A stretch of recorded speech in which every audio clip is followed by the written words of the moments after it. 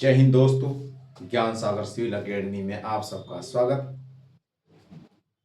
ये नई series start होने जा रही है जो कि ज्योग्राफी से संबंधित है। इसमें हम इंडिया और वर्ल्ड उसकी पहले नंबर पे मैपिंग करेंगे। जो लास्ट क्लासेस हुई हैं वो लमसम कंप्लीट हो गई। उसमें हमने UP PCS mains GS paper 6 जो कि यूपी स्पेशल का पेपर कहलाता है उसके संबंध में सारे टॉपिक्स कंप्लीट किए। 3 टॉपिक्स रह गए थे। उनमें एक आपका ट्रिपल पी है, एक आपका एनर्जी है और एक आपका साइंस एंड टेक है। तो हमारी तरफ से तो प्रयास यही रहेगा कि हम सारे नोट्स को, मैटर्स को कलेक्शन के फॉर्म में हैंड रिटन नोट्स आप लोगों को प्रोवाइड कर ले जाएं।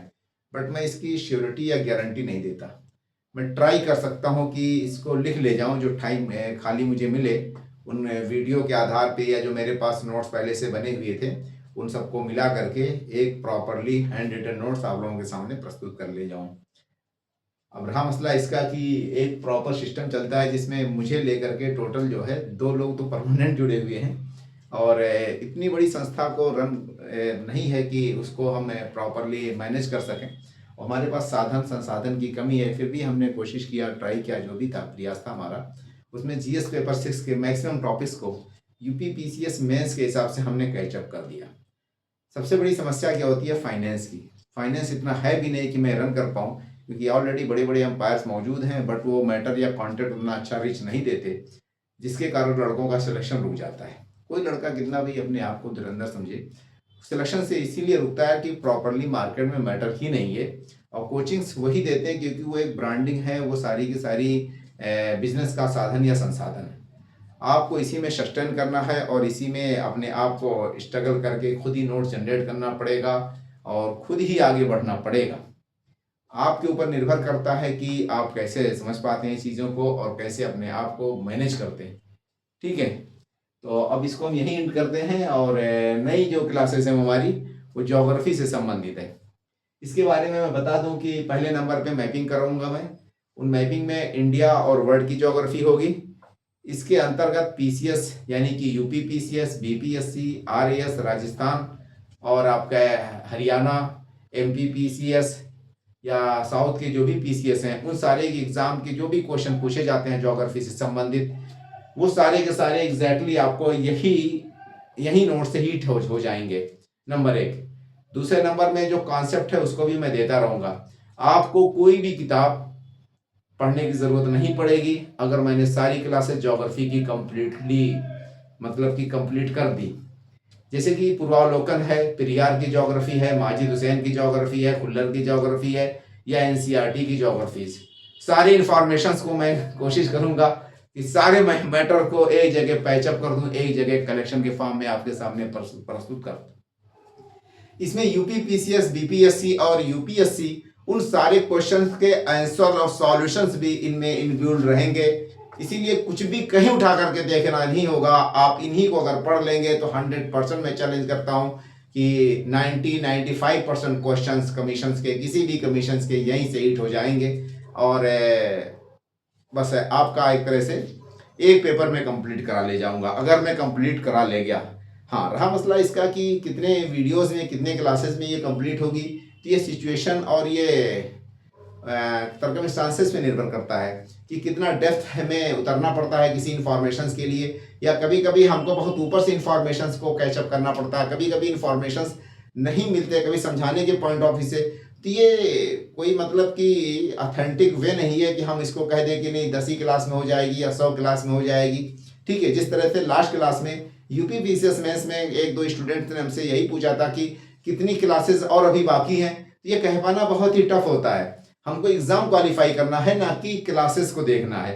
ऑलरेडी आप लोग, मुझे लगता है ज़्यादातर स्टूडेंट्स बड़ी बड़ी कोचिंगों में 1-1, 2-2 साल खराब किए रहते हैं और नतीजा क्या है? कुछ भी नहीं होता है। बस एक ब्रांड के तहत वो उनके ऊपर लग जाता है और उसी से वो अपने आप को बहुत ही मतलब कि प्राउड फील करते हैं, जबकि 2 साल, 3 साल, 4 साल लग जाता है और जीरो पे रहते हैं, यानी कि पीटी तक नहीं निकाल पाते। कारण क्या है कि रिसर्च वर्क नहीं होता है। रिसर्च वर्क करना पड़ेगा, यानी कि सारे इंफॉर्मेशंस को, जैसे अगर इकोनॉमिक्स है तो सारे इंफॉर्मेशंस को एक प्लेटफॉर्म पे, एक जगह, एक पटल पे ला करके स्टूडेंट के सामने प्रेजेंट कर दिया जाए और वो स्टूडेंट्स एक ही कॉपी, एक ही बुकलेट्स को मल्टीपल टाइम रिवाइज करे और उसका 100% उनमें से स्कोर उठा ले जाए। तो ऐसे मार्केट्स में मैटर ही नहीं है, क्योंकि इसको करने के लिए एक टीचर्स को लमसम, जैसे UP PCS mains GS paper 6 को मुझे पर्सनल कंप्लीट करने में 3 मंथ कंप्लीट लग गए।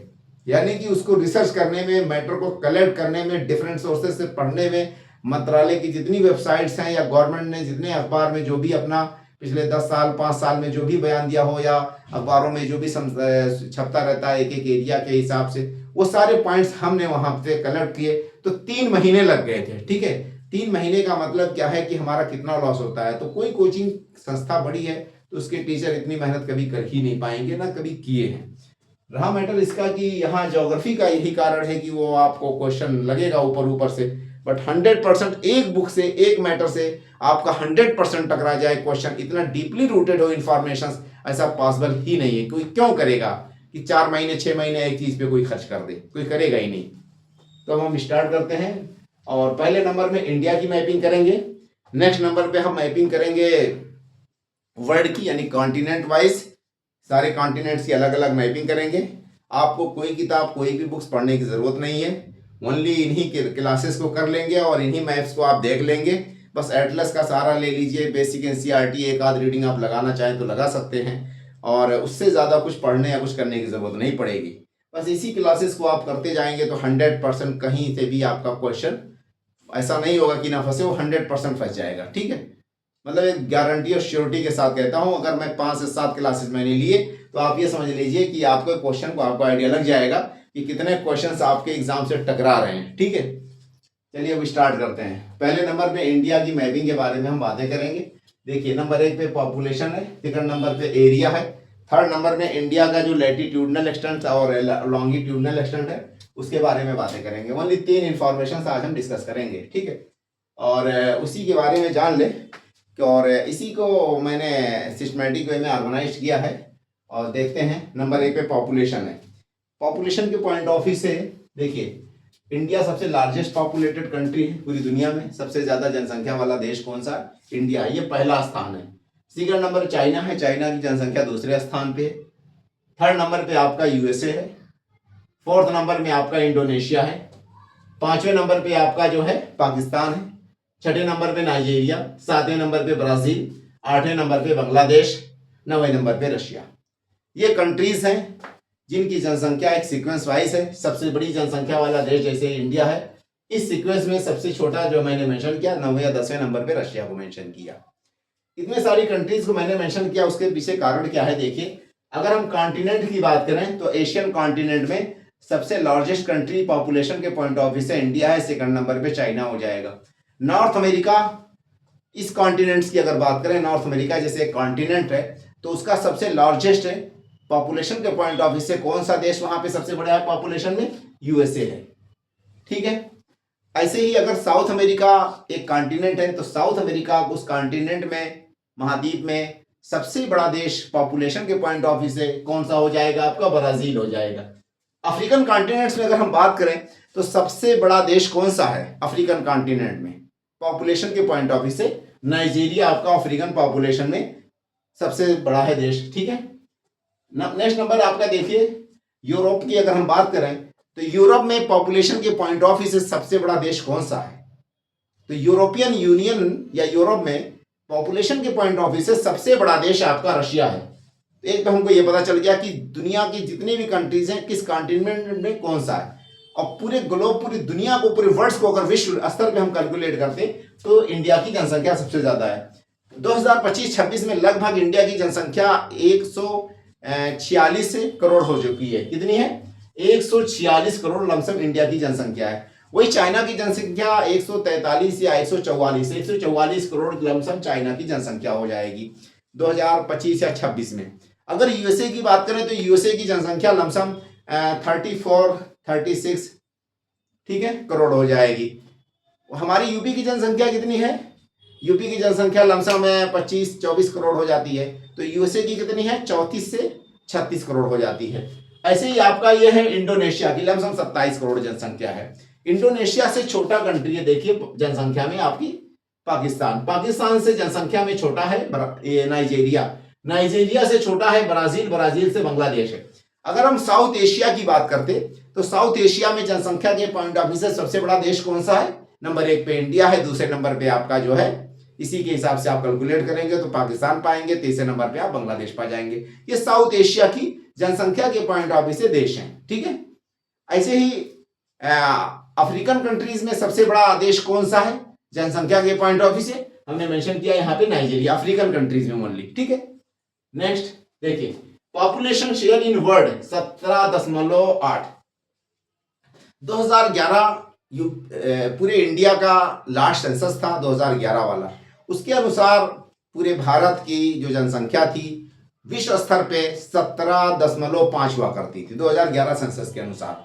बट इस टाइम हमारी जनसंख्या 2025 के आसपास में 17.8 यानी 17.8% पूरी दुनिया में हमारी जनसंख्या हो चुकी है।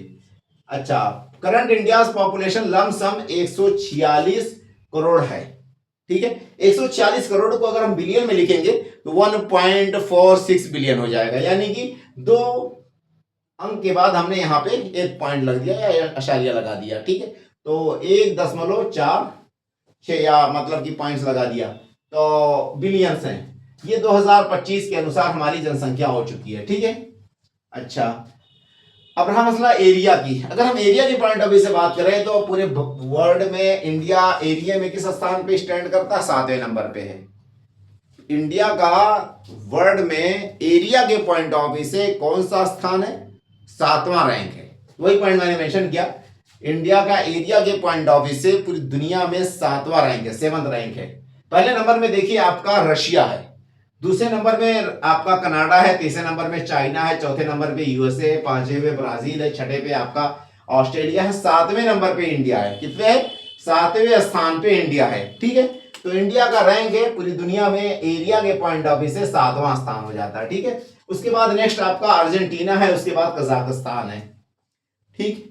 एरिया की अगर हम बात करें तो देखिए, अगर हम यूरोपियन यूनियन की यूरोप की बात करते हैं, वहां यूरोप में एरिया के पॉइंट ऑफ व्यू से सबसे बड़ा देश कौन सा? ओनली यूरोपियन कॉन्टिनेंट, यूरोप में एरिया के पॉइंट ऑफ व्यू से सबसे बड़ा देश आपका रशिया हो जाएगा।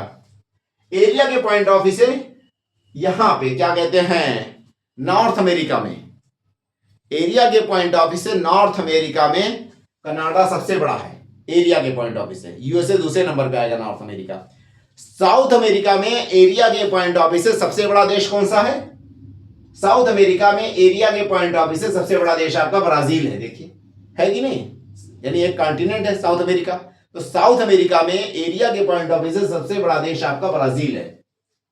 नेक्स्ट नंबर आपका ऑस्ट्रेलिया खुद इटसेल्फ है, कॉन्टिनेंट भी है, देश भी है। नेक्स्ट आपका देखिए एशिया। एशिया में सबसे बड़ा कंट्री कौन सा है? पूरे एशियन कॉन्टिनेंट का सबसे बड़ा कंट्री एरिया के पॉइंट ऑफ व्यू से चाइना है, दूसरे नंबर पे इंडिया है, ठीक है। साउथ अमेरिका में एरिया के पॉइंट ऑफ व्यू से सबसे बड़ा देश आपका ब्राजील है, दूसरे नंबर पे अर्जेंटीना है। साउथ अमेरिका में एरिया के पॉइंट ऑफ व्यू से सबसे बड़ा देश ब्राजील और दूसरे नंबर में अर्जेंटीना, ठीक। सेंट्रल एशिया का मतलब वो कंट्री जैसे कि आपका कजाकिस्तान, अजरबैजान, मतलब कि उज्बेकिस्तान, तुर्कमेनिस्तान, किर्गिस्तान, ठीक है। और इस तरह के जो भी तान टाइप कंट्रीज पड़ते नहीं है, रशिया के साउथ में, चाइना के वेस्ट में और अफगानिस्तान के नॉर्थ में, वहां जितनी भी तान वाले कंट्रीज हैं, ठीक है, वो सारी की। अफगानिस्तान इन सेंट्रल एशिया में नहीं आता। अफगानिस्तान साउथ एशिया में या south east Asia, south west Asia में कैलकुलेट हो जाता है। अफगानिस्तान को सेंट्रल एशिया में नहीं कैलकुलेट करते, कभी कभी मतलब मेंशन रहता है, बट वो साउथ एशिया का हिस्सा नहीं है, ठीक है। तो ये कजाकिस्तान सेंट्रल एशिया में एरिया के पॉइंट ऑफ व्यू से सबसे बड़ा देश है, ठीक है। इन कंट्रीज का मैंने यहाँ पे कैपिटल भी मेंशन कर दिया। जैसे देखिए रशिया सबसे बड़ा देश है पूरी दुनिया का एरिया में, इसका कैपिटल मॉस्को है। आपका कनाडा के कैपिटल क्या है? ओट्टावा। ओट्टावा कनाडा का कैपिटल है। चाइना का कैपिटल आपका बीजिंग है, पॉलिटिकल कैपिटल बीजिंग, ठीक है। USA, USA United state of America का वाशिंगटन डीसी कैपिटल है। यूएसए का कैपिटल क्या है? Washington DC. वाशिंगटन डीसी का मतलब होता है Washington District of Columbia. Washington DC से तात्पर्य है वाशिंगटन डिस्ट्रिक्ट ऑफ कोलंबिया, जो कि यूएसए का कैपिटल है। ब्राजील, ब्राजील का कैपिटल क्या है? ब्राजीलिया। ब्राजील का कैपिटल ब्राजीलिया है। ऑस्ट्रेलिया का कैपिटल कैनबेरा। इंडिया का एनडीएलएस या न्यू दिल्ली, इंडिया का कैपिटल क्या है? एनडी का मतलब न्यू दिल्ली, इंडिया का कैपिटल। 7वें स्थान पे एरिया में पूरी दुनिया में इंडिया आता है। अर्जेंटीना, इसका कैपिटल ब्यूनोस एयर्स। क्या है? Buenos Aires. कजाकिस्तान का कैपिटल अस्ताना है। अस्ताना ही सिटी का पहले नाम नूर सुल्तान हुआ करता था। नूर अजरबायो करके वहां के प्रेसिडेंट थे, जो कि 2022-22 के आसपास एक्सपायर कर गए, जिसके कारण दोबारा उनके एक्सपायर होने के बाद अस्ताना का नाम फिर से अस्थाना कर दिया गया। पहले भी अस्थाना था और बीच में वो जो प्रेसिडेंट थे वहां के, कई सालों तक प्रेसिडेंट, 10-15-20 साल तक था ये प्रेसिडेंट वहां के, और वो परमानेंट प्रेसिडेंट बन गए थे। डिक्टेटरशिप टाइप सिस्टम जनरेट हो गया था कजाकिस्तान में। सेंट्रल एशिया की कंट्री, मतलब कंट्री है ये, और सबसे बड़ा देश सेंट्रल एशिया में यही है, कजाकिस्तान। वर्ल्ड में ये सीक्वेंस हो जाएगा, वर्ल्ड की अगर बात करें तो इस सीक्वेंस से, ठीक है।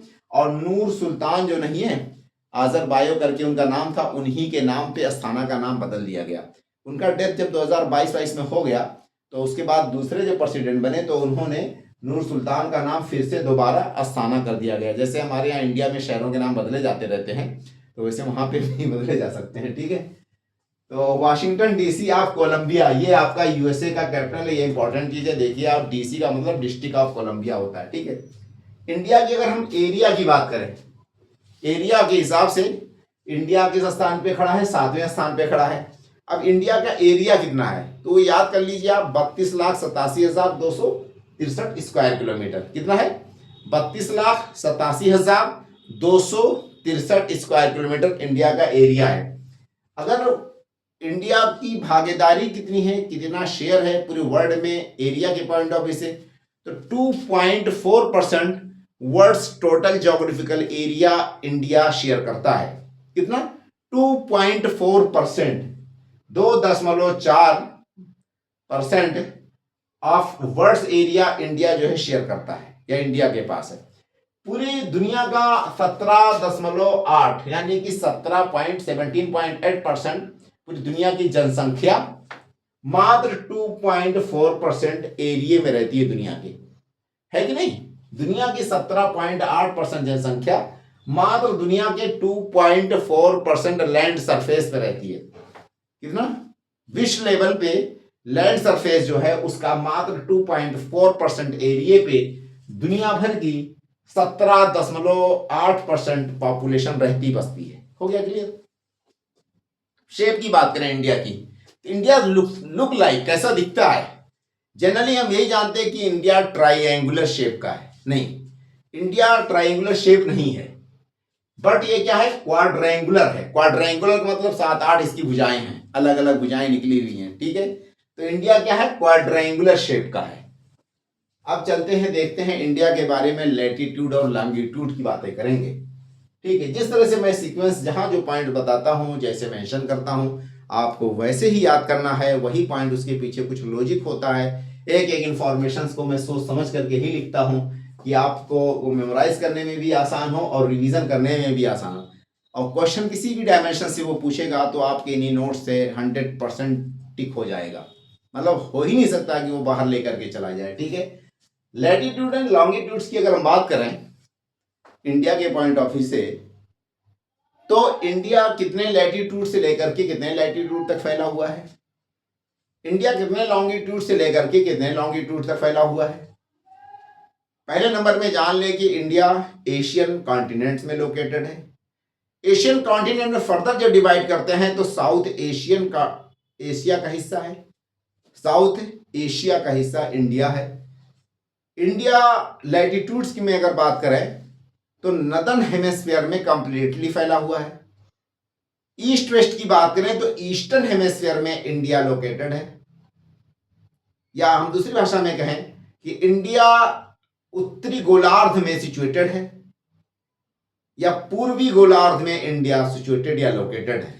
तो उत्तरी गोलार्ध एंड पूर्वी गोलार्ध, नॉर्थ और साउथ का जो एक्सटेंट इंडिया का लमसम 32-14 है। ईस्ट वेस्ट का आपका 29-33 किलोमीटर है। नॉर्थ साउथ का मतलब कश्मीर टू कन्याकुमारी, क्या है, कश्मीर टू कन्याकुमारी इंडिया का जो एक्सटेंट है, लेंथ है, ये आपका 32-14 किलोमीटर है। इसको याद कैसे करेंगे आप 32-14 को? नॉर्थ टू साउथ है जो इंडिया का एक्सटेंट है, नॉर्थ टू साउथ है ना, इंडिया का एक्सटेंट है वो कितना है 32-14। उसको याद करने का तरीका क्या है, आप ऐसे नॉर्मल वे में लिखे 1 2 3, है कि नहीं, 1 2 3 लिखेंगे आप राइट साइड से, और उसके बाद लास्ट में 4 लगा देंगे राइट साइड में, ठीक है। तो कितना हो जाएगा 32-14। राइट साइड से आप 1 2 3 लिखेंगे, उसके बाद 4 लगा देंगे, तो ये हो जाएगा 32-14, ठीक है। इस तरह से इंडिया का नॉर्थ से लेकर के साउथ तक का जो एक्सटेंट है, जो डिस्टेंस है, जो लंबाई है, लेंथ है, वो 32-14 किलोमीटर है, 3214 किलोमीटर। ऐसे इंडिया का ईस्ट और वेस्ट है। ईस्ट और वेस्ट का मतलब क्या हो गया, अरुणाचल प्रदेश ईस्टर्न पार्ट्स है, वेस्टर्न पार्ट्स इंडिया का मोस्ट क्या है, गुजरात है। तो गुजरात से लेकर के अरुणाचल प्रदेश तक ये जो दूरी है, उसको चौड़ाई अगर मान लें, हम विड्थ मान लें, ब्रेथ मान लें, ये आपका 29-33 किलोमीटर है। कितना है 29-33, यानी कि 2933 किलोमीटर ईस्ट टू वेस्ट हमारा लेंथ है। अब देखिए latitudinal extent then longitudinal extent, हमने दोनों पॉइंट यहां पे मेंशन किया। लैटिट्यूडनल एक्सटेंट ये हो गया आपका, देन आपका लॉन्गिट्यूडनल एक्सटेंट है। इन दोनों पॉइंट्स को हम देखते हैं, ठीक। लैटिट्यूडनल एक्सटेंट का मतलब ये इंडिया, कश्मीर यानी कि मोस्ट नदर्न पार्ट्स हमारा, मोस्ट नदर्न या एक्सट्रीम नदर्न पार्ट्स इंडिया का कहां तक फैला हुआ है 37 डिग्री 6 मिनट नॉर्थ लैटिट्यूड। इसको पढ़ते कैसे हैं 37 डिग्री 36 डिग्री मतलब 37 डिग्री, हाँ 37 मतलब 37 डिग्री 6 मिनट। जो ये लाइन खींची जाती है इसको मिनट पढ़ते हैं। ये जो आपका गोल आकार का बना हुआ है इसको क्या पढ़ते हैं डिग्री में पढ़ते हैं। जैसे मान के चलिए ये आपका 5 डिग्री हो गया और ये आपका 24 मिनट हो गया। क्या हो गया 5 डिग्री 24 मिनट, ठीक है। इसको ऐसे पढ़ेंगे और ये मान के चलिए 2 लाइन जब ऊपर खींच दी जाएगी तो इसको सेकंड में पढ़ा जाएगा, यानी कि 13 सेकंड। 5 डिग्री 24 मिनट 13 सेकंड, इसको ऐसे पढ़ते हैं, ठीक है। एक पॉइंट, जैसे ये डिग्री है, घड़ी में हम क्या देखते हैं आवर होता है, मिनट होता है, सेकंड होता है। ऐसे लैटिट्यूड और लॉन्गिट्यूड्स को भी हम उसी हिसाब से कैलकुलेट करते हैं। 1 डिग्री में 60 मिनट होता है, 1 मिनट में हमारा 60 सेकंड होता है। जिस तरह से घड़ी में हम क्या देखते हैं, वॉच में, टाइम में, 1 घंटे में 60 मिनट होता है, 1 मिनट में 60 सेकंड होता है। सेम ऐसे लैटिट्यूड और लॉन्गिट्यूड्स का भी कैलकुलेशन होता है कि 1 डिग्री लैटिट्यूड या 1 डिग्री लॉन्गिट्यूड, उसको ऐसे लिखा जाएगा, ऊपर 0 बना दिया जाएगा, और 1 डिग्री लैटिट्यूड्स में कितने मिनट होते हैं 60 मिनट होता है, और 1 मिनट लैटिट्यूड में 60 सेकंड लैटिट्यूड होता है। लिखा ऐसे जाएगा, ऊपर 1 लाइन ऊपर 2 लाइन। ये सेकंड का पैमाना है, ये आपका मिनट को दर्शा रहा है, ये आपको डिग्री को दर्शा रहा है। ये लैटिट्यूड और लॉन्गिट्यूड दोनों के लिए सेम फार्मूला है, बस नॉर्थ, साउथ, ईस्ट और वेस्ट अलग से लगा देते हैं। सपोज दैट ये आपका इक्वेटर है, मान लेते हैं ये आपका इक्वेटर है, जैसे जो कि अर्थ को दो हिस्सों में इक्वल डिवाइड करती है, टू इक्वल हाफ्स में ग्लोब को, पूरी पृथ्वी को, अर्थ को डिवाइड करती है। इसको माना जाता है 0 डिग्री लैटिट्यूड। कितना मानते हैं? 0। इस लैटिट्यूड्स के नॉर्थ में जब जाएंगे तो उसमें नॉर्थ लिखा जाता है लैटिट्यूड्स। ये मान के चलिए आपका 23.5 डिग्री 30 मिनट, ये क्या कहलाता है? ट्रॉपिक ऑफ कैंसर कहलाता है। ऐसे इसके साउथ में आप जाएंगे, मान लेते हैं ये लाइन है, यहां पे आप देखेंगे 23 डिग्री 30 मिनट है नी। यहां ऊपर वाला जो है इक्वेटर के नॉर्थ में ये हिस्सा है, तो जितने नॉर्थ में आप जाएंगे हर जगह आपको क्या लगा रहेगा? एन लगा रहेगा। ठीक है, तो यहां पे फर्दर लिखा जाएगा एन लैटिट्यूड्स। क्या लिखा जाएगा? N latitudes. ऐसे इसके साउथ में जब जाएंगे इक्वेटर के, ये 0 लाइन को क्या मानते हैं? मध्य रेखा या इक्वेटर। इसके साउथ में जाएंगे तो एस लिखना पड़ेगा आपको। यहां पे लिखा जाएगा एस लैटिट्यूड्स। ठीक है, 0 से लेकर के नॉर्थ में ऊपर जाएंगे तो पोल कितने डिग्री पे है? 90 पे है। ये आपका एक पॉइंट है। 90 डिग्री पे आपका नॉर्थ पे क्या है? ये पोल कहलाता है। क्या कहलाता है? North pole. ऐसे साउथ में आप जाएंगे तो एक पॉइंट आएगा ऐसे कहीं पे, फुल्ली साउथ में एक पॉइंट मान के चलिए, हमने यहां पे पॉइंट रख दिया, इसको माना जाएगा साउथ पोल। क्या माना जाएगा? South pole. ये हमारा 90 एस लिखा जाएगा। इसमें 90 के ऊपर एक 0 लिखा मैंने और एस लिखा, यानी कि सदर्न हेमिस्फीयर में 90 डिग्री साउथ पे जो है वो आपका साउथ पोल कहलाता है। एक पॉइंट है। जितने भी लैटिट्यूड्स हैं सारी के सारे लैटिट्यूड्स लाइन है, लीनियर है, जो कि अर्थ को इस पार से उस पार एक सर्कल या सरकमफ्रेंस बनाते हैं। जितने भी लैटिट्यूड्स हैं सारे के सारे एक सर्कल बनाते हैं। हो गया क्लियर? ये आपका नॉर्थ पोल, ये साउथ पोल, ये सिंगल लैटिट्यूड्स है, जो कि एक पॉइंट है। क्या है? एक पॉइंट है। ये सर्कल नहीं बनाता, एक पार्टिकुलर पॉइंट है, उसको नॉर्थ पोल या साउथ पोल आप कह सकते हैं। 90 degree north latitude, 90 degree south latitude. ये आपका सर्कल नहीं बनाता। बाकी सारे लैटिट्यूड्स इसके नीचे जितना रहेगा, मान के चलिए आपका 90 है तो 90 के नीचे आपका क्या रहेगा? 89 नॉर्थ रहेगा। उसके नीचे क्या रहेगा? थोड़ा उससे बड़ा रहेगा, इस तरह से बड़ा होता चला जाएगा। इक्वेटर सबसे ज्यादा बल्ज है, उसी हिसाब से सबसे लार्जेस्ट है। एक पॉइंट। दूसरे नंबर पे पॉइंट से एक बात मैं बता दूं, ये जितने लैटिट्यूड्स हैं इनको पैरेलल कहा जाता है, पैरेलल लाइंस। तो अगर पैरेलल लाइंस की बात करें, क्या बात करें? पैरेलल लाइंस की। मान के चलिए ये पैरेलल लाइंस, हमने पीएल का मतलब पैरेलल लाइंस। ये इक्वेटर के पैरेलल लाइंस चल रही हैं, नॉर्थ में भी, साउथ में भी, या उत्तरी गोलार्ध, सदर्न गोलार्ध, दक्षिणी गोलार्ध, दोनों में पैरेलल लाइंस चल रही हैं। पैरेलल लाइंस की बात करें तो आप देखिए यहां से चलेंगे 0 से नीचे की तरफ जाएंगे तो 90 तो पॉइंट्स है, तो 90 के जस्ट ऊपर क्या होगा? पैरेलल लाइंस रहेगा। इक्वेटर के पैरेलल चलेगा लाइन, है कि नहीं? तो 90 के ऊपर यानी जस्ट ये वाली जो लाइन है, हमने इसको मान लिया, क्या मान लिया? 89 साउथ लैटिट्यूड, यानी कि पैरेलल लाइंस। तो 89 ऊपर और 89 नीचे, उन दोनों को आप कैलकुलेट करिए तो पैरेलल लाइंस कितने हो जाते हैं? देखिए 89 प्लस 89 प्लस ये आपका इक्वेटर, एक जो 0 नंबर पे मैंने मेंशन किया, एक सिंगल लाइन है, ये सिंगल लाइन को एक जोड़ा तो देखिए 9 9 18 1 19 और 8 8 16 1 17, ठीक है, मतलब कि 9 9 18, 18 1 19, 19 के आता है 1, और ये 8 1 9, और 10 7 17, ठीक है। यानी कि आपका टोटल जो है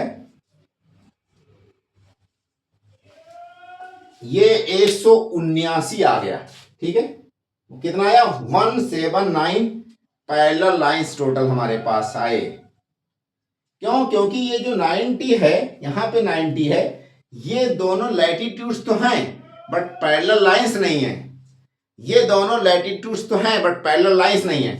अगर मैं पूछूं आपसे तो टोटल पैरेलल लाइंस कितने हो गए आपका? 9 9 18 और 1 19 क्या आता है 1, और 8 8 16 1 17, 179 टोटल पैरेलल लाइंस हमारे पास है।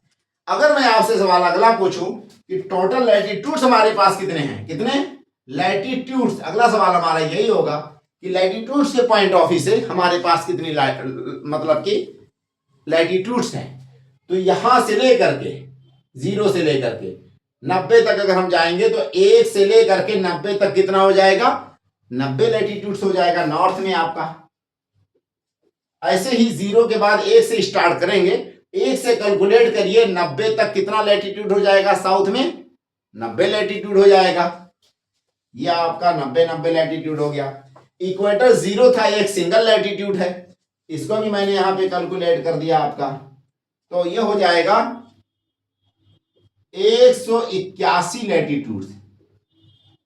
देखिए दोनों में अंतर देखिए, लैटिट्यूड हमारे पास 181 आ गए, पैरेलल लाइंस हमारे पास मात्र 179 आए। कारण क्या है? कारण यह है कि लैटिट्यूड्स में हमने पॉइंट्स को इंक्लूड किया, 1 पॉइंट 2 पॉइंट, पैरेलल लाइंस में उन दोनों पॉइंट्स को हमने कम कर दिया, घटा दिया। इसी कारण 2 पैरेलल लाइंस यहां पे कम हैं कंपेयर टू लैटिट्यूड्स के। हो गया क्लियर? ये मतलब बेसिक कॉन्सेप्ट है, आपको जानना जरूरी है। ऐसे ही इंडिया के पॉइंट ऑफ व्यू से अगर हम बातें करें कि सपोज दैट, मान लेते हैं कि ये इंडिया है, देखिए इंडिया में 2 पॉइंट्स हम खाली यहां पे बनाएंगे, डायग्राम नहीं बनाएंगे ज्यादा। मान लेते हैं कि ये इंडिया है इस तरह से कुछ, ठीक है। इंडिया में आपने देखा होगा बहुत बड़े इस एरिया में क्या है कि पाकिस्तान ऑक्युपाइड कश्मीर का है। ये इस तरह से कुछ पार्ट जो है इंडिया का आपका पाकिस्तान ऑक्युपाइड कश्मीर में आता है। ये वाला पार्ट जो है आपका इस तरह से ये पीओके कहलाता है। क्या कहलाता है? पीओके कहलाता है। इधर आपका क्या कहलाता है? ये अक्सय चाइना कहलाता है या अक्सय चीन। ये वाला जो कुंडी बढ़ गया इधर, और इधर वाला पीओके कहलाता है। ये दोनों लोगों ने कब्जा कर रखा भारत का हिस्सा। ये 1947 में जो इन्वेडर्स आए ट्राइबल्स, उनके सपोर्ट से पाकिस्तान ने इतने बड़े हिस्से पे कब्जा कर लिया। नदन जो टिप्स है वही पीओके यानी पाकिस्तान ऑक्युपाइड कश्मीर कहलाता है। ये आपका 1962 के जो युद्ध हुआ सीनो इंडिया वार में, ठीक है, इस बड़े हिस्से को जिसको अक्सर चाइना या अक्सर चीन बोला जाता है नॉर्मल भाषा में, इसको चाइना ने 1962 के युद्ध में कब्जा कर लिया, ऑक्युपाई कर लिया था। यहां पे आप देखेंगे कहीं पे आपको सियाचिन पड़ेगा। ये सियाचिन के जस्ट नॉर्थ में इंदिरा कोल है। क्या कहलाता है? ये पॉइंट आपका सियाचिन के जस्ट थोड़ा सा नॉर्थ में इंदिरा कोल है। इंदिरा कोल जो है इस प्लेस को नदर्न मोस्ट पॉइंट्स इंडिया का बोला जाता है। क्या कहते हैं? नदर्न मोस्ट पॉइंट इंडिया को इंदिरा कोल को बताते हैं। क्यों? क्योंकि ये सियाचिन के जस्ट थोड़ा सा नॉर्थ में है, ठीक है। तो इंडिया में इस टाइम प्रेजेंट जो है वहां के हिसाब से, वरना तो हमारा टिप्स तो होता है यहाँ पे, है कि नहीं, बट ये ऑक्युपाइड हो गया है। तो हम अपने पॉइंट ऑफ व्यू से लैटिट्यूड्स में अगर हम देखें तो 37.6 ये हमारा साउथ, और ये हमारा 8.4 मेन लैंड में, मतलब कि यहां से लेकर के ये 37.6 जो है, ये इंदिरा जो कोल मैंने यहाँ पे एक पॉइंट बनाया, तो इंदिरा कोल कहां पे? ये वाला हिस्सा, ये वाला पॉइंट जो है क्या है? इंदिरा कोल। इंदिरा कोल क्या है? 37.6 नॉर्थ लैटिट्यूड। 33 डिग्री और 6 मीटर, मतलब कि सॉरी, अरे 6 मिनट नॉर्थ, इस तरह से इसको लिखा जाएगा। इंदिरा कोल है ये हमारा, ये JNK में। ऐसे ही मैंने मेंशन किया यहाँ पे 8-4 मेन लैंड पे। सपोज दैट ये इंडिया का टिप्स है, ये आपका इंडिया का कुछ इस तरह से मैप बना, ये आपका केप कमोरिन, ये वाला जो पॉइंट्स है, यानी कि यहां पे जिसे कन्याकुमारी डिस्ट्रिक्ट में केप कमोरिन एक जगह पड़ेगा, इस टिप का जो वैल्यू है वो है आपका 8-4। कितना है? 8-4, 8 degree 4 minute north latitude. North का मतलब इक्वेटर के नॉर्थ में लोकेटेड है। ये बात किसकी चल रही है? मेन लैंड एरिया की। इंडिया का जो मेन लैंड एरिया है ये वाला, ये मेन लैंड एरिया है। अगर हम बात करते ओशन का, ओशन के एरिया को, तो सदर्न मोस्ट एक्सट्रीम पॉइंट हमारा कहां तक फैला हुआ है? ग्रेटर निकोबार में एक जगह है, उसका नाम है इंदिरा पॉइंट। जैसे ये इंदिरा कोल था, वैसे वो इंदिरा पॉइंट से आपका यहां पे पड़ेगा। मान के चलिए ये ओशन है, ठीक है, बे ऑफ बंगाल, तो यहां पे कहीं पे इस पॉइंट पे ऐसे साउथ में फर्दर, इसका नाम है इंदिरा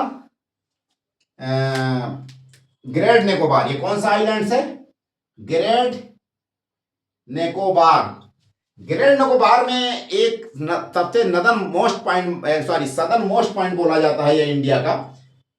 ओशन को अगर मैं इंक्लूड करूं तो, और जगह का नाम है इंदिरा पॉइंट। क्या नाम है? इंदिरा पॉइंट। इसकी जो वैल्यू है ओशन में, ये है आपकी 6:45। कितना है? 6 degree 45 minute north latitude. 6 degree 45 minute north latitude. ये इंडियन ओशन में, ओशन को भी इंक्लूड किया जा रहा है यहाँ पे खाली ओनली मेन लैंड को इंक्लूड किया गया। यहाँ पे ओशन में भी हम देख रहे हैं कि सदर्न मोस्ट पॉइंट इंडिया का कहां तक फैला हुआ है। तो सदर्न मोस्ट पॉइंट इंडिया का 6 डिग्री 45 मिनट नॉर्थ लैटिट्यूड से फैला हुआ है, और ये पड़ता है आपका ग्रेट निकोबार आइलैंड्स में। एक पॉइंट है, उसका नाम है इंदिरा पॉइंट। ठीक है, ये हुआ आपका नॉर्थ टू साउथ जो है 32 से 14 है। ये जो दूरी है नॉर्थ से लेकर के साउथ तक, इस दूरी की बात कही गई है 32-14, ठीक है, किलोमीटर।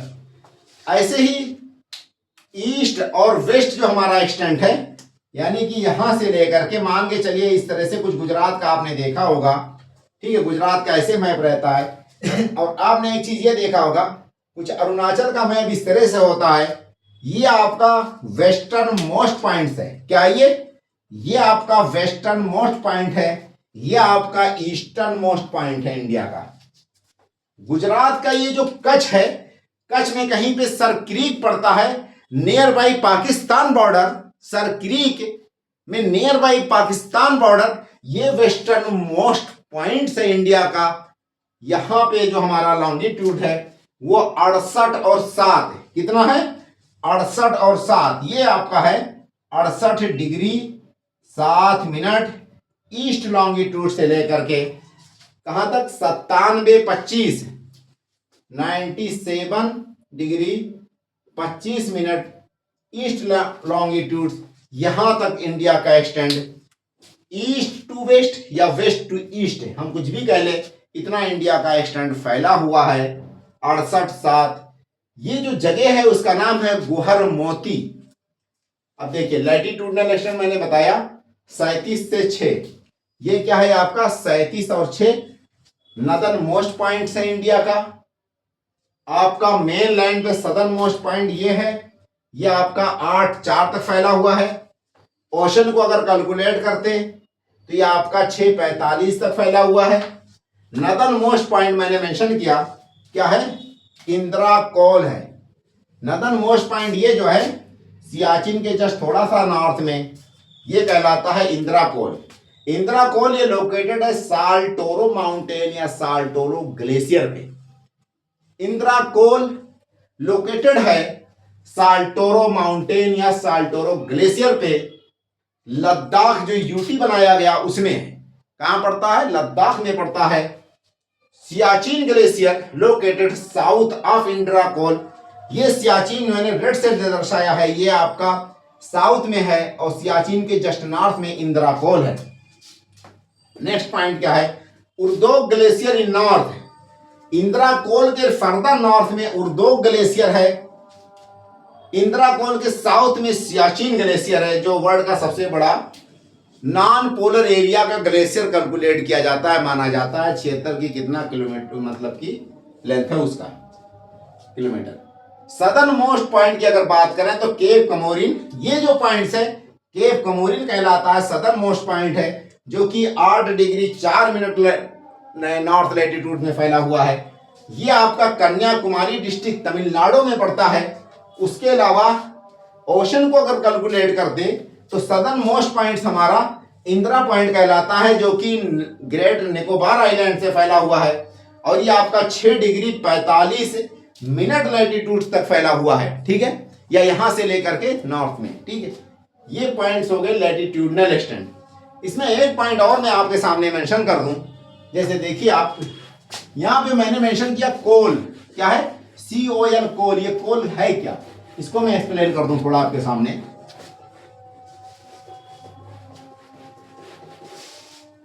देखिए मान लेते हैं कि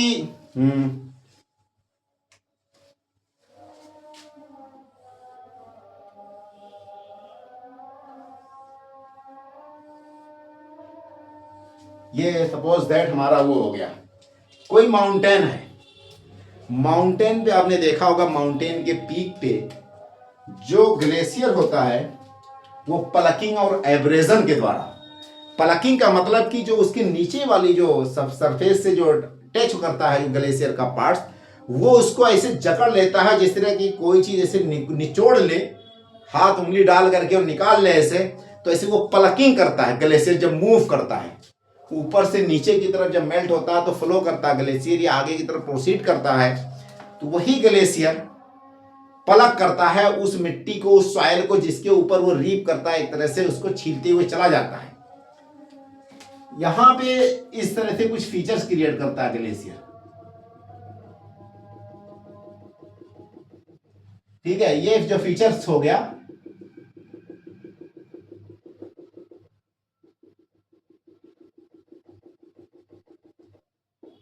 ये क्या कहलाता है? ये एरेटेस कहलाता है। जो मैंने अभी फीचर बनाया माउंटेन पीक में, जो मतलब कि ये जो फीचर सब में ऐसे बनते चले जाएंगे, ये ग्लेशियर के कारण बनता है। ये फीचर्स किसके कारण? ग्लेशियर के एब्रेजन और प्लकिंग के कारण एक ऐसे पार्टिकुलर फीचर डिजाइन हो जाता है माउंटेनियस एरियाज में।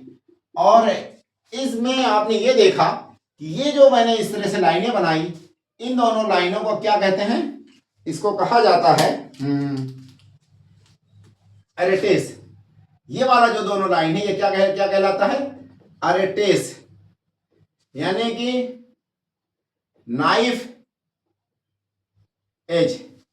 जिस तरह से चाकू का नोक होता है धार, वैसे ही ये वाला पूरी ऐसे लाइन ऊपर से नीचे तक फैली हुई है, इसको एरेटेस कहते हैं। ये जो बीच वाला हिस्सा है, ठीक है, ये वाला जो हिस्सा है आपका, ये वाला पार्ट आर्म्स चेयर टोपोग्राफी कहलाता है। क्या कहलाता है? बीच वाला पोर्शन क्या कहलाता है? आर्म्स चेयर टोपोग्राफी कहलाएगा।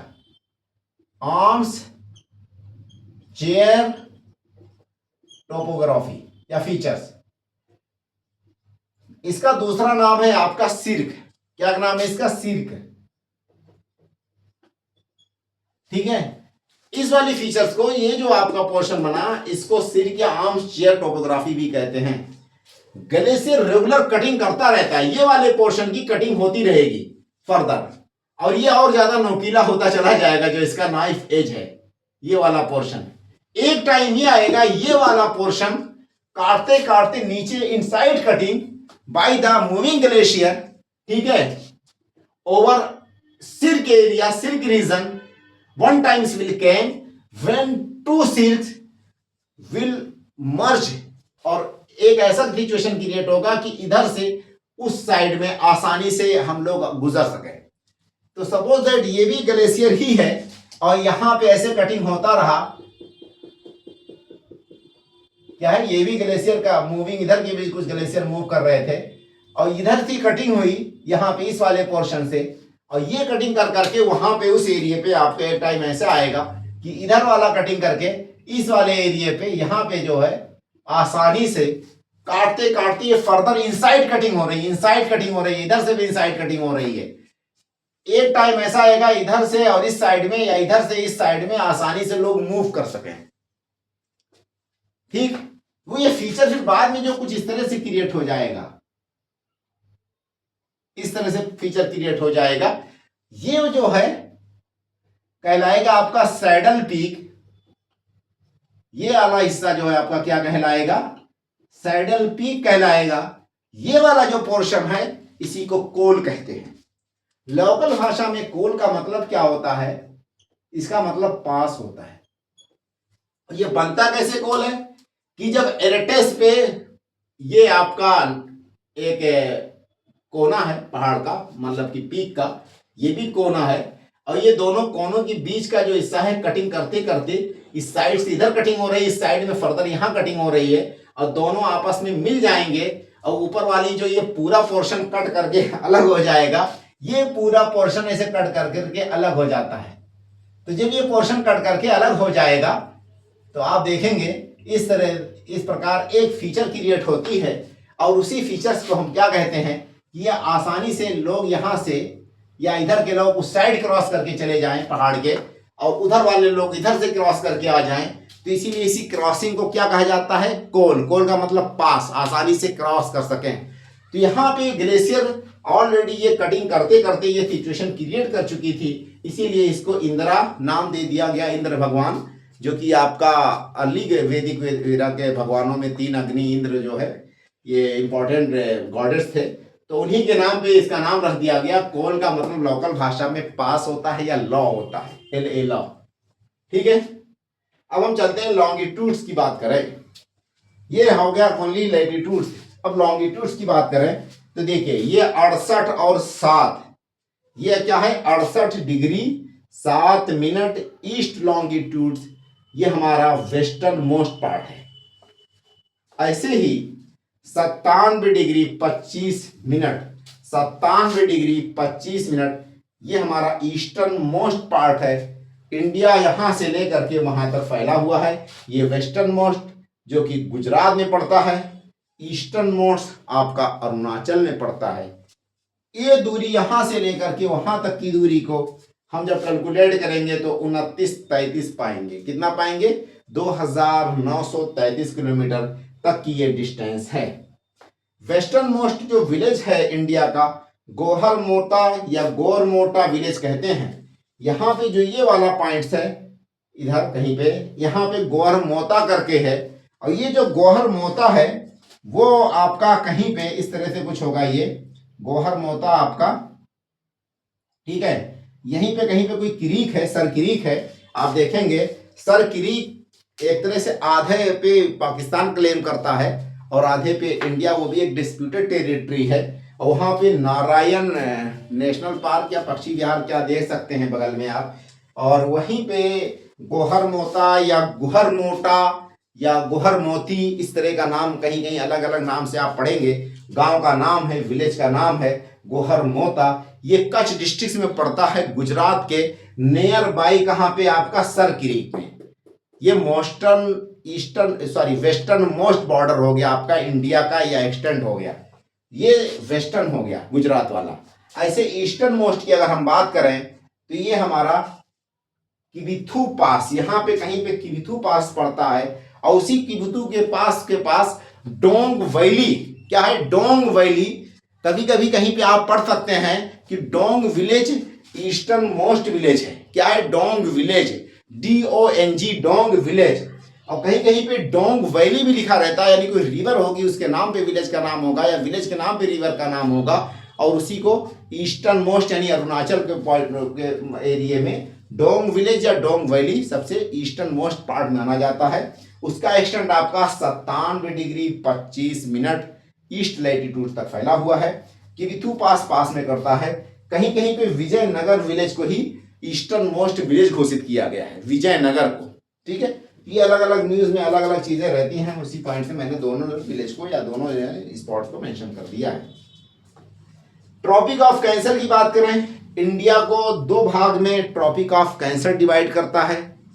ट्रॉपिक ऑफ कैंसर के तात्पर्य क्या है कि इक्वेटर के नॉर्थ में 23 डिग्री 30 मिनट, 30 मिनट को हम हाफ भी बोल सकते हैं। क्या बोल सकते हैं? क्योंकि 60 मिनट में 1 डिग्री होता है, इसलिए उसको हाफ डिग्री कह सकते हैं। तो 30 मिनट को क्या कह सकते हैं? Half degree. तो 23.5 डिग्री, 23.5 डिग्री नदन हेमिस्फीयर में ये आपका ट्रॉपिक ऑफ कैंसर पूरे भारत को दो इक्वल हिस्सों में डिवाइड करता है। जब दो हिस्सों में डिवाइड करता है तो उसका मतलब ये हुआ कि उसके साउथ में जो पार्ट्स इंडिया का पड़ता है उसको ट्रॉपिकल क्लाइमेट कहते हैं, इसीलिए सदर्न इंडिया को हम ट्रॉपिकल क्लाइमेटिक कंडीशंस कहते हैं। और ट्रॉपिक के नॉर्थ में जो पार्ट्स पड़ता है इंडिया को का उसका मतलब कि ट्रॉपिक के नॉर्थ वाले भाग को उसको कहा जाता है सब ट्रॉपिकल या वार्म टेम्परेट क्लाइमेट। क्या कहा जाता है? सब ट्रॉपिकल या वार्म टेम्परेट क्लाइमेट कहा जाता है, जो आपका ट्रॉपिक्स के नॉर्थ में पड़ता है। इसीलिए नॉर्थ इंडिया को सब ट्रॉपिकल क्लाइमेट या आपका वार्म टेम्परेट क्लाइमेट कहा जाता है, साउथ इंडिया को ट्रॉपिकल क्लाइमेट कहा जाता है, वहां की क्लाइमेटिक कंडीशंस को। ठीक है, तो उसी पॉइंट्स को मैंने मेंशन किया कि tropical climatic conditions in southern India while subtropical climate and warm temperate climate in North India। ये क्लाइमेट के पॉइंट ऑफ व्यू से पूरे भारत को हमने दो भागों में डिवाइड किया, नॉर्थ इंडिया और साउथ इंडिया। साउथ इंडिया को ट्रॉपिकल क्लाइमेट बता दिया और नॉर्थ इंडिया को सब ट्रॉपिकल या कभी कभी वार्म टेम्परेट। ठीक है, अब देखिए कैंसर जो है, ट्रॉपिक ऑफ कैंसर पूरे भारत को दो इक्वल हिस्सों में विभाजित करता है। उसके पॉइंट ऑफ व्यू से अगर हम बातें करें,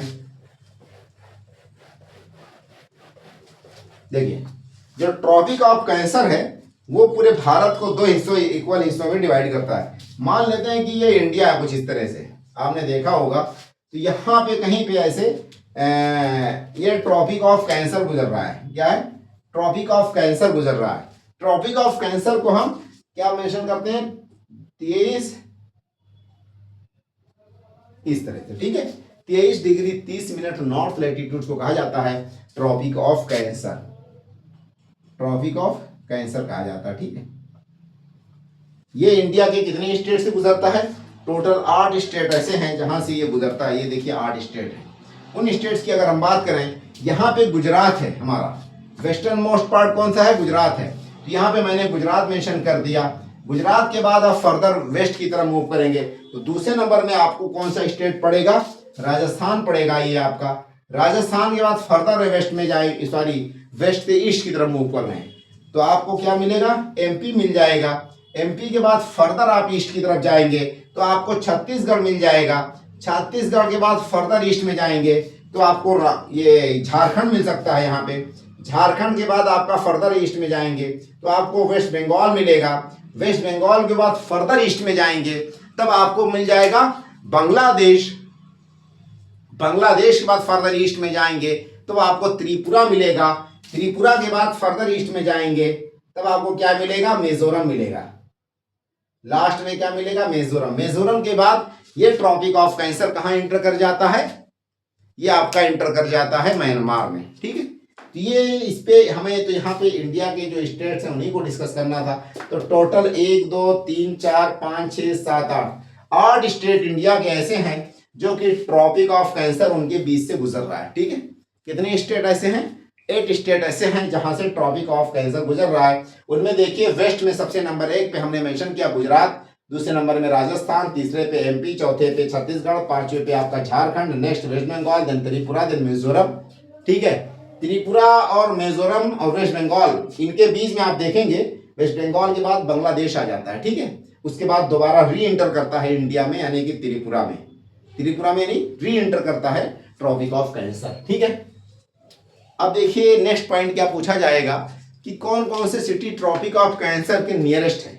एक तो ये हो गया कि कहां कहां से गुजर रहा है, दूसरा ये कि कौन कौन सिटीज ऐसे हैं कि जो ट्रॉपिक ऑफ कैंसर पे लोकेटेड हैं उसके नियर बाई हैं। हमने कुछ सिटीज का डेटा यहाँ से कलेक्ट करके मेंशन किया। नंबर 1 में गांधीनगर है। गांधीनगर से तात्पर्य क्या है हमारा?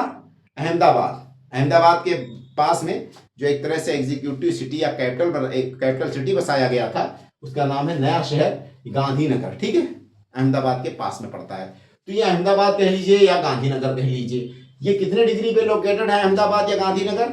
23 डिग्री 13 मिनट में। 23 डिग्री 13 मिनट का मतलब कि ट्रॉपिक ऑफ कैंसर के साउथ में ये है। कहां पे है गांधीनगर? ट्रॉपिक ऑफ कैंसर के साउथ में है। एक उसके बाद उज्जैन है। उज्जैन भी हमारा 23 डिग्री 9 मिनट यानी ट्रॉपिक ऑफ कैंसर के साउथ में है। भोपाल वो भी आपका इसी के साउथ में या नियर बाई है। जबलपुर 23 डिग्री 11 मिनट, ये भी साउथ में है। अगर 30 आ जाएगा कोई तो समझो कि एग्जैक्टली उसी पे लोकेटेड हो जाएगा। ठीक है, 23 डिग्री 30 मिनट जो यहां मैंने मेंशन किया, इस पे अगर कोई डिग्री आ जाएगी तो इसका मतलब कि उसी पे शहर लोकेटेड है। बट यहाँ पे सारे शहर जो मैंने दिखाए अभी, देखिए कि जबलपुर साउथ में आ जाएगा। आपका रांची एग्जैक्टली उसी पे है। 30 पे रांची लोकेटेड है। एग्जैक्टली ट्रॉपिक ऑफ कैंसर उसी के बीचों बीच से या उसके नॉर्थ साउथ से कहीं से गुजर ही रहा है। तो एग्जैक्टली रांची हो गया। दुर्गापुर भी लमसम उसी पे लोकेटेड है।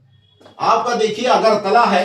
अगरतला ये आपका 23.5 पे लोकेटेड है। 23.5 का मतलब क्या हो गया कि ये थोड़ा सा नॉर्थ में आ गया, इसलिए मैंने देखिए नॉर्थ में बना दिया इसका पॉइंटर। ये सारे साउथ में थे, इसका पॉइंटर थोड़ा सा नॉर्थ में है। इसका मतलब कि अगरतला ये ट्रॉपिक ऑफ कैंसर से जस्ट थोड़ा सा नॉर्थ में है कि नहीं? नॉर्थ में, क्योंकि ये 5 है, यहां पे क्या है 30 होना चाहिए था, यानी ये 50 है। ऐसा समझिए 50 है कि नहीं? तो थोड़ा सा ऊपर हो गया, नॉर्थ हो गया। आपका अगरतला किसका कैपिटल है? त्रिपुरा का कैपिटल है ये। उसके बाद ऐजवाल है। ऐजवाल आपका फर्दर नॉर्थ में आ जाता है। इसका मतलब क्या हुआ कि ये ट्रॉपिक ऑफ कैंसर के नॉर्थ में लोकेटेड है अगरतला। तो अगरतला को आप देखेंगे तो नॉर्थ में लोकेटेड है। इसका मतलब क्या हुआ कि मिजोरम, त्रिपुरा ये सारे एक ही लैटिट्यूड पे हैं। इससे एक पॉइंट ये भी ड्रॉ होता है कि अहमदाबाद जिस लैटिट्यूड पे है, लमसम ऐजवाल अगरतला एक ही लैटिट्यूड पे है। एक क्वेश्चन ये पूछा जाएगा आपका। अरुणाचल प्रदेश जिस लैटिट्यूड पे है, बीचों बीच से 28 डिग्री लैटिट्यूड अरुणाचल प्रदेश को 2 इक्वल हिस्से में डिवाइड कर रहा होता है। वही लैटिट्यूड दिल्ली के साउथ में या सदर्न आपका राजस्थान जो कि बांसवाड़ा वाला एरिया है, वहां से गुजर रहा है, उदयपुर वाले एरिया से। तो सदर्न राजस्थान से जो लैटिट्यूड गुजरता है वही लैटिट्यूड अरुणाचल प्रदेश से भी गुजरता है। तो इस पॉइंट ऑफ व्यू से आपको सारे लैटिट्यूड्स को स्टडी करना पड़ेगा। कौन सा लैटिट्यूड इंडिया के इस कोने में एंट्री किया तो उसके दूसरे कोने में कौन सा स्टेट लोकेटेड है, या उस स्टेट का कोई बड़ा शहर। छोटे छोटे डिस्ट्रिक्ट या शहर को नहीं देखना है आपको। जैसे मान के चलिए कि बेंगलोर है और चेन्नई है।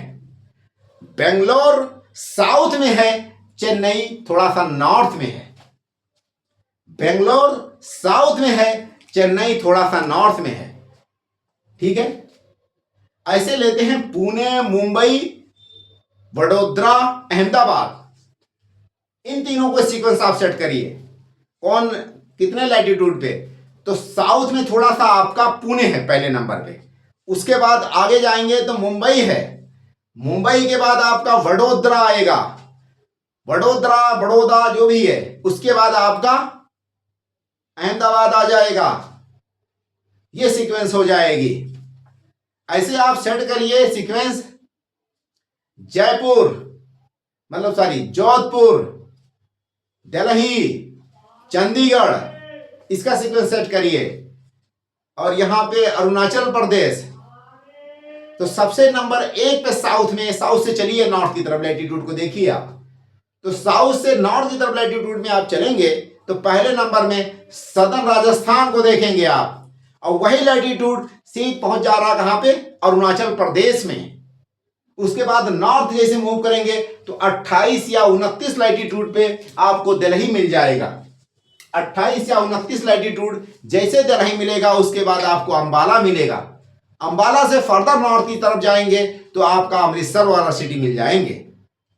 बीच में कहीं पे शिमला मिल जाएगा, तो उसको सीक्वेंस में आपको नजर करके देखना कौन किस किस लैटिट्यूड पे लोकेटेड है। यही क्वेश्चन है यूपीपीसीएस का, यही क्वेश्चन है यूपीएससी का। इसी तरह से क्वेश्चन पूछता है, इसी को आपको समझना है।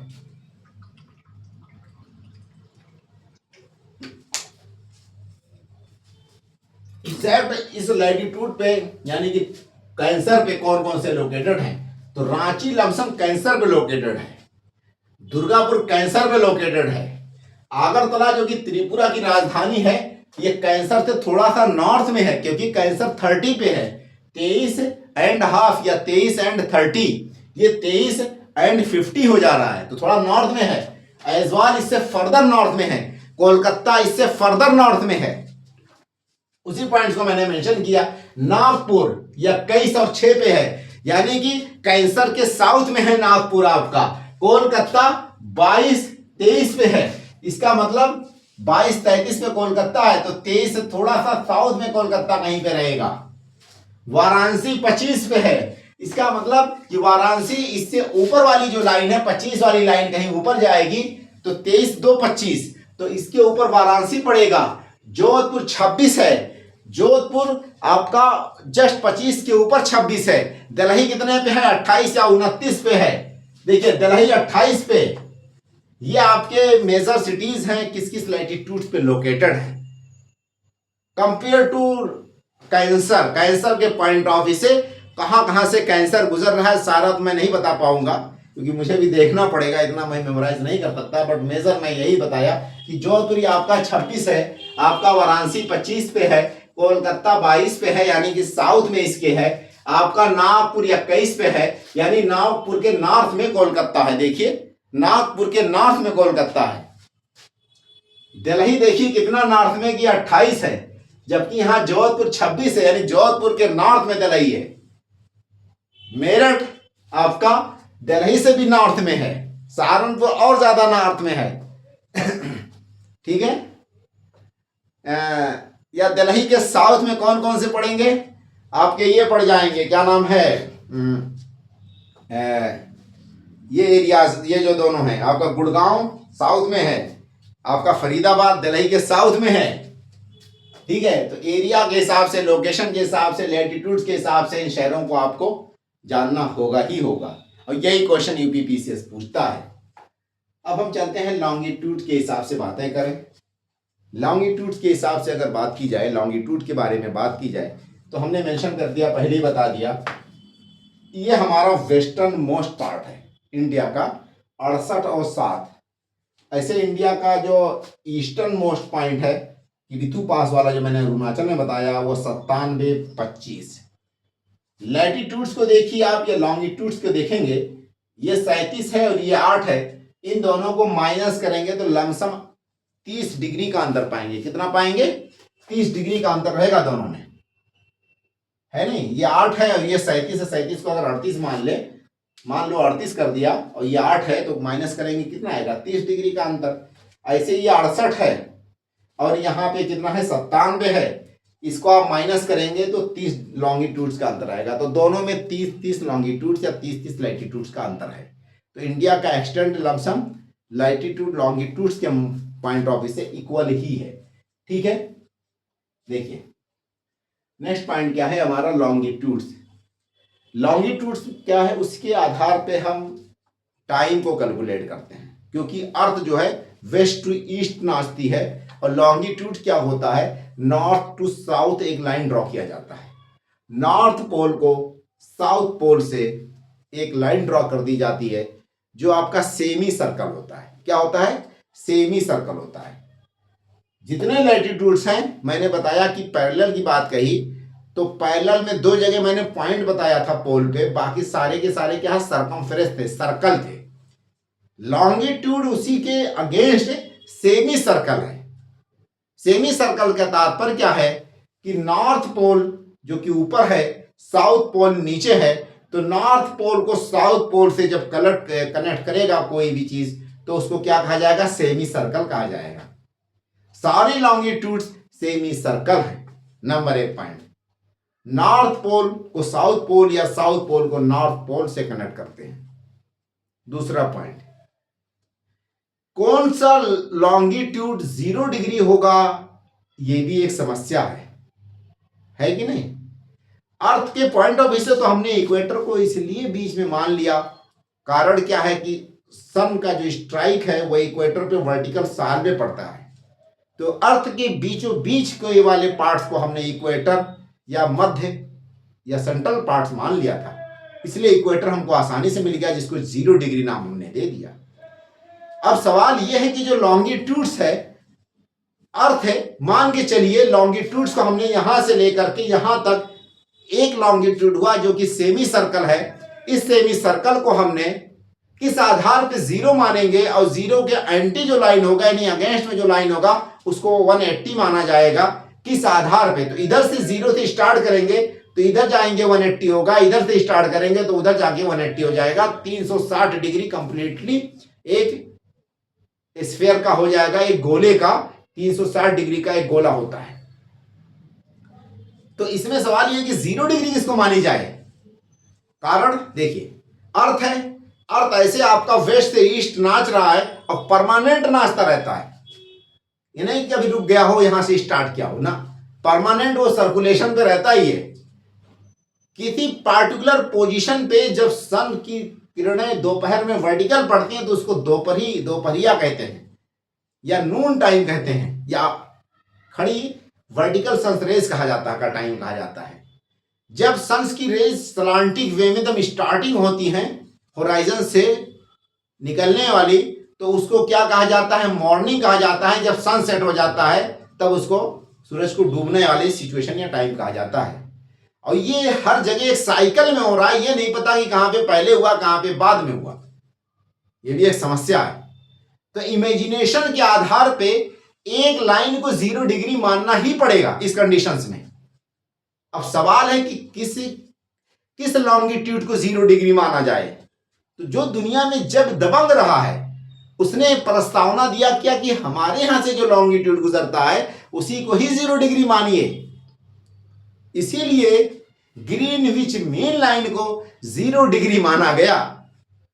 क्यों? अर्थ है, अर्थ तो परमानेंट ऐसे सर्कल में नाचता रहता है। और यहां से आप सूरज को ले लीजिए या टॉर्च से ले लीजिए और टॉर्च को ऐसे रोशनी जलाते रहिए तो सन पे कभी यहां पे वर्टिकल रेस पड़ेगी जब दोपहर पे सामने आएगा सूरज के, और कभी यही एरिया इसके अगेंस्ट वाला सूरज के सामने आएगा।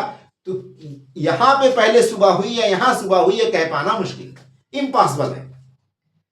इस समस्या के समाधान के लिए एक कॉन्फ्रेंस बुलाई गई, इंटरनेशनल एस्ट्रोनॉमिकल कॉन्फ्रेंस, और उसी कॉन्फ्रेंस में 1884 में वाशिंगटन में एक कॉन्फ्रेंस हुई थी इंटरनेशनल डेट लाइन वाली।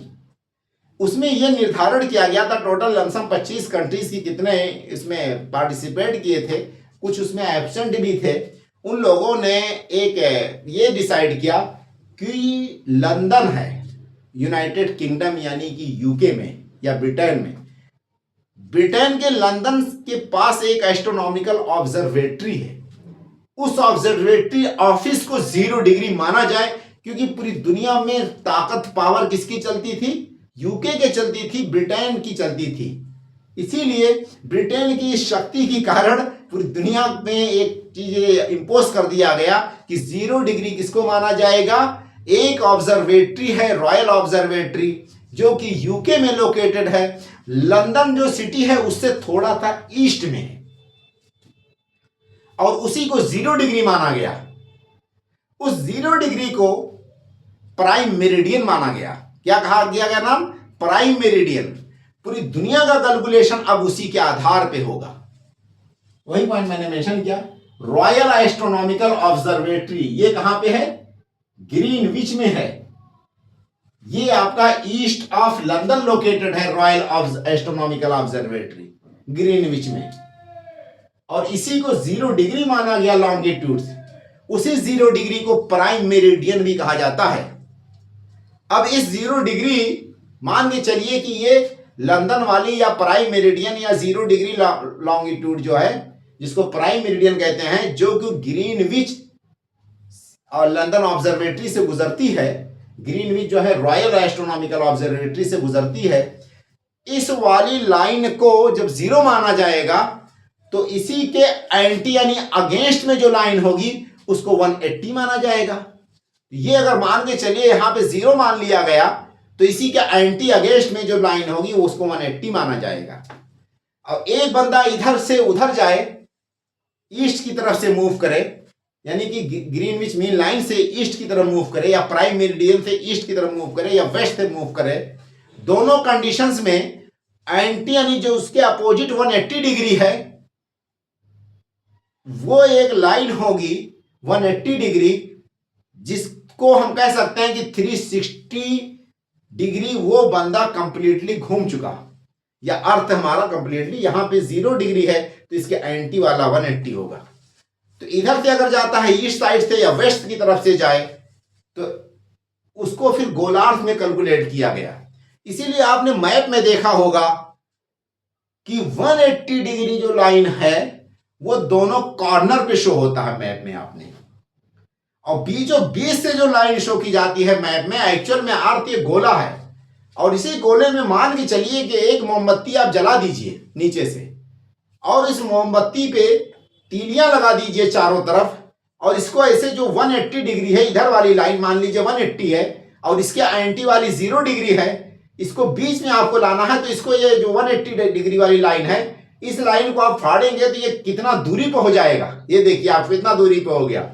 जबकि सच्चाई क्या है कि 180 ईस्ट डिग्री 180 वेस्ट डिग्री जो है वो आपका ओवरलैपिंग लाइन है। 180 degree east longitude 180 degree west longitude ये ओवरलैपिंग लाइन है, ये दो लाइनें नहीं है। और इसी ओवरलैपिंग लाइन को इंटरनेशनल डेट लाइन कहा जाता है। सपोज दैट मैं एक एग्जांपल के थ्रू आपको यहां पे समझाता हूं।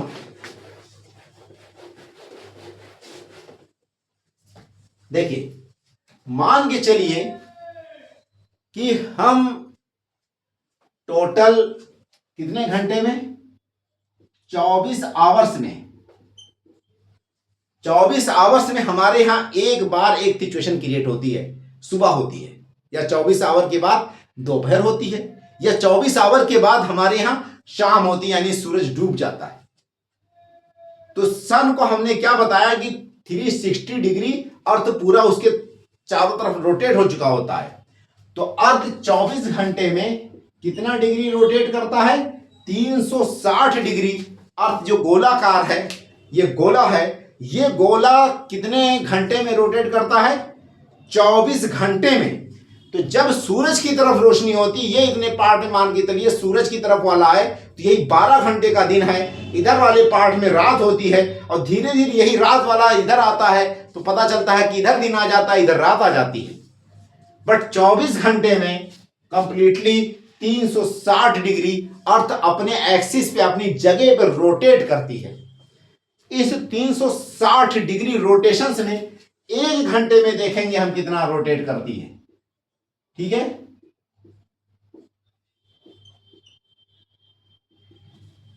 ठीक।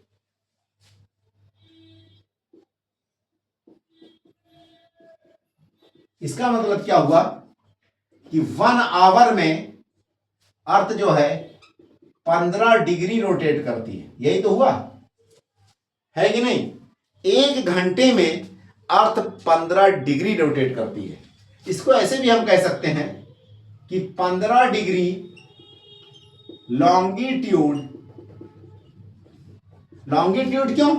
क्योंकि हमने ये जो है अर्थ, इसको 0 डिग्री यहां माना, और इसके 1 2 3 4 5 6 7 लास्ट में इसके एंटी जो लाइन आई 180 डिग्री। ऐसे इधर से फिर 1 2 3 4 5 लास्ट में आई 180 डिग्री। तो 118 इधर से और 180 करना, 180 इधर से 180 इधर से मिलाकर के 18 दूना 36 यानी 360 डिग्री। 360 डिग्री की पूरी अर्थ की, यानी कि एक जो स्फीयर होता है, गोलार्ध होता है, वो कितने डिग्री का होता है? 360 डिग्री का होता है। अब ये 360 डिग्री कंप्लीट हुई, और इसी 360 डिग्री को एक को 0 माना गया, तो इसके बाद 1 degree longitude, 2 degree, 3 degree, 4 degree, 5 degree, 7 degree, 180 degree, ऐसे इधर से 180 डिग्री। ठीक है, दोनों कंडीशन से हमने क्या देखा कि 24 घंटे में 360 डिग्री रोटेट ये अपनी जगह पे है, कैलकुलेट हो रहा, देखिए आप अपनी जगह पे हो रहा, और इधर लॉन्गिट्यूड्स हैं सारे, ठीक है। अब देखिए 15 डिग्री लॉन्गिट्यूड्स रोटेट जो आया आपका 1 घंटे का मतलब 60 मिनट, 1 घंटे का मतलब 60 मिनट। इसको हम कुछ ऐसे भी ले सकते हैं कि 15 डिग्री लॉन्गिट्यूड्स अर्थ रोटेट करती है 60 मिनट में, तो 1 डिग्री कितने देर में लॉन्ग करेगी? 1 डिग्री लॉन्गिट्यूड ये रोटेट करेगी आपकी 4 मिनट में। यही तो पॉइंट हुआ आपका। 1 डिग्री लॉन्गिट्यूड अर्थ कितने मिनट में रोटेट करेगी? 4 मिनट में रोटेट करेगी, है कि नहीं? अब कहने का तात्पर्य यह है कि ये अर्थ है और ये ऐसे घूम रही है आपका वेस्ट टू ईस्ट। पता चला कि ये आपका सूरज की रोशनी कोई जलाए हुए या टारच जलाए हुए, इसको 1 डिग्री माना तो इसके बगल वाले को 2 डिग्री माना, उसके बाद वाली 3 डिग्री की लाइन थी लॉन्गिट्यूड की। तो यहां से यहां तक जाने में, यानी यहां से 1 डिग्री तो यहां 2 डिग्री, यहां से यहां तक जाने में अर्थ को कितना टाइम लग गया? 4 मिनट लग सकता है। यानी ये स्पेस से दूसरी जगह जाने में, जो सूरज के सामने आने में, तो 4 मिनट में 1 डिग्री की दूरी तय होती है। हमने क्या कैलकुलेट किया यहां पे इंडिया के कंडीशन में, 30 लॉन्गिट्यूड्स पे फैला हुआ है इंडिया।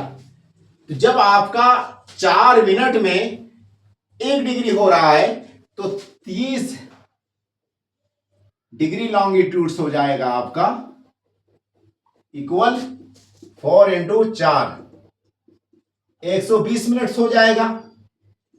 120 मिनट्स को हम फर्दर जब आवर्स में कैलकुलेट करेंगे तो डिवाइड कर देंगे 60 से, ये 2 आवर्स में। यानी ये जो दूरी है इंडिया की, इस कॉर्नर वाली, ईस्ट वाली, वेस्ट वाली से, इनमें जो लॉन्गिट्यूड का जो डिस्टेंस वो 30 डिग्री लॉन्गिट्यूड का डिस्टेंस है। 30 डिग्री लॉन्गिट्यूड का मतलब 2 आवर्स का डिस्टेंस है, ठीक है।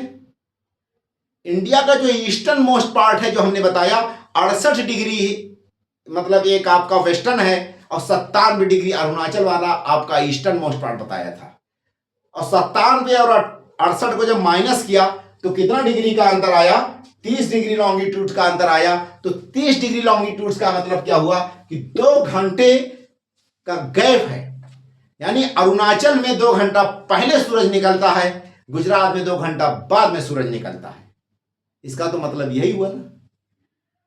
अब सवाल यह है कि इंडिया का स्टैंडर्ड टाइम क्या होगा?